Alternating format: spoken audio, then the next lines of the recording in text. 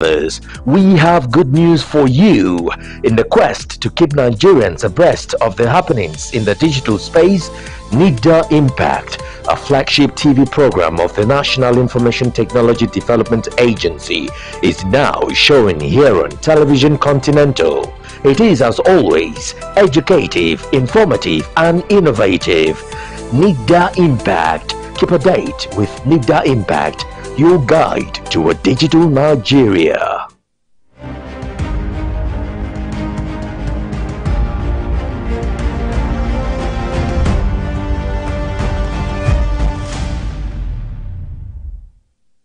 Good evening from Lagos, everyone. I am Nifemi Oguntoye, and this is Beyond 100 Days. Tonight, we're tackling the latest security developments in the country.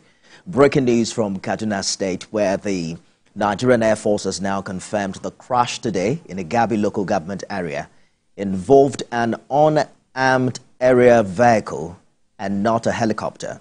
According to Air Vice Marshal Edward Gabquet, the drone experienced a mishap shortly after takeoff on a mission near Rumji village, about 15 kilometers from base. Thankfully, since it was an unmanned vehicle, we're told there were no casualties reported. An investigation, according to the Air Force, is already underway to determine the cause of the crash. We'd like to hear from you, our viewers. You can join the conversation right now on social media using hashtag Beyond 100 Days, specifically on X. Remember to tag at TVC News NG and at Nifemi Oguntoye. Share your thoughts, ask your questions. Let's get the conversation started. Joining me right now is the Air Force spokesman himself, Air Vice Marshal Edward Gabquet.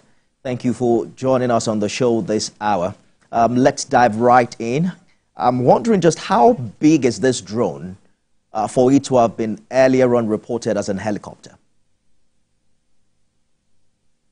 Thank you so much for having me on your program. Honestly, when the report first came out that it was a helicopter, it surprised those of us that are familiar with how drones really look like. It's nowhere close to the size of a helicopter, and that was why we were very shocked with the initial reporting.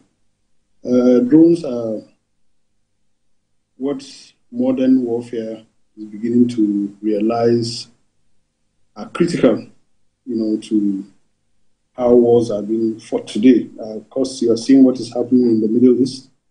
We are seeing how they've been deployed in the Russian-Ukrainian war. And it's no different from what we are also doing. So they are actually very manageable equipments in terms of size. And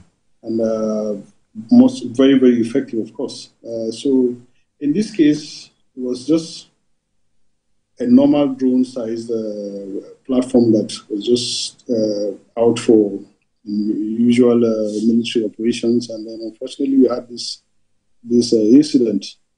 Like I said in some interviews I gave earlier on, this drone wasn't the only drone that took off for this particular operation. There were other drones that also left around the same time, but unfortunately this particular drone, clearly we are suspecting some mechanical faults, and then of course the pilots lost contact with it, and then later we found it about 15 kilometers away from the base. So we are looking at what really happened, but that's very, very important to us, so that we see whether there are some gaps or whether there are some failures from the manufacturer's side, so that we really ascertain the situation and make sure it doesn't affect some of the remaining drones that we have. Because, like I said, they are the major game changers in what we are seeing. Allow me to jump in quickly, Air Vice Marshal.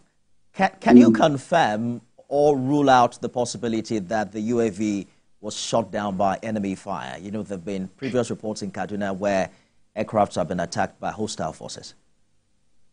Yeah. From the report, we've told you it crashed just about 15 kilometers from the Air Force base, whereas, it's still within, a decent human living environment. So the issue of being shot down by any terrorists people should not even go there. We're still within a very, very safe environment. So we are very certain it had nothing to do with any criminal or any terrorist shooting it down. Absolutely, because the way the drone operates, you can even see it in flight. So it wasn't as if it was hit by any projectile or any missile, or anything. It was just a mechanical fault.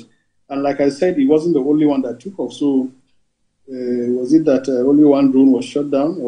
And so that is not even an issue for discussion here. So it's just a situation that we feel likely.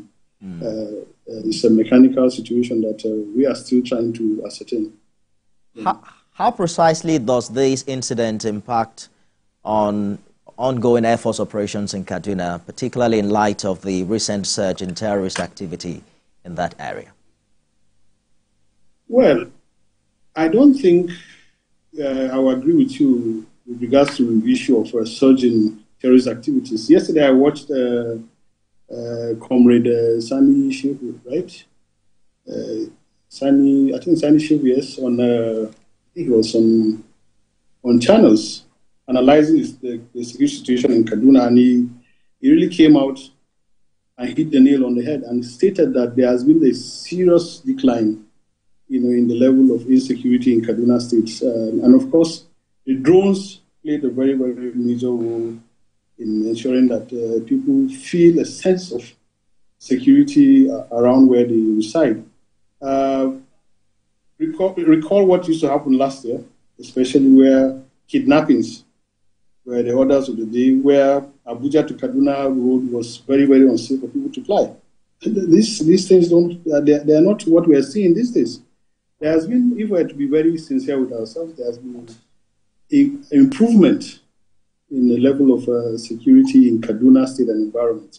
What we are seeing most of these days are terrorists really moving away from parts of the northwest, especially Zamfara and Katsina, and heading towards the forest in Niger State. But of course, even with that kind of movement, we are tailing them and we are hitting them appropriately. About 3 or 4 days ago, I'm sure you saw my press release yesterday, where we took out over 20 of them somewhere around Munya local government in Niger State. And these are operations that are continuing from time to time, All right. So we are very confident in the efforts we are making. I think to a large extent, we are recording some very good successes here and there. How does the Nigerian Air Force's safety record compete or compare to international standards? There are questions about if there are now plans to invest in advanced UAV technologies and safety measures.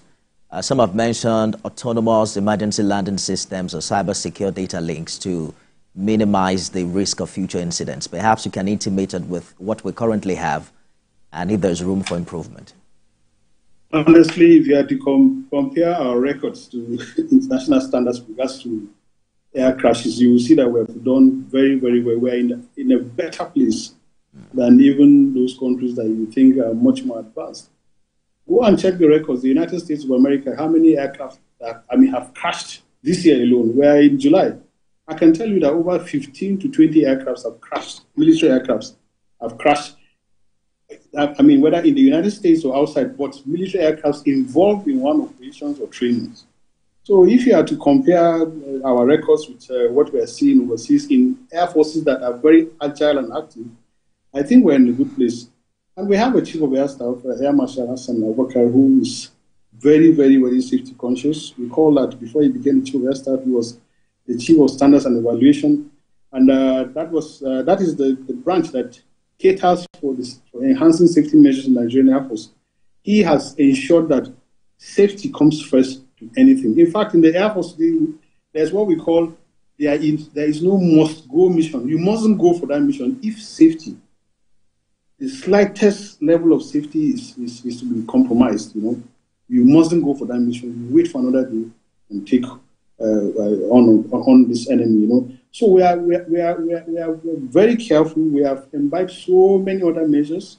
We've opened a school of safety in Oshobo that all our engineers, all our pilots must go there on a yearly basis to learn new techniques on how to enhance their safety standards.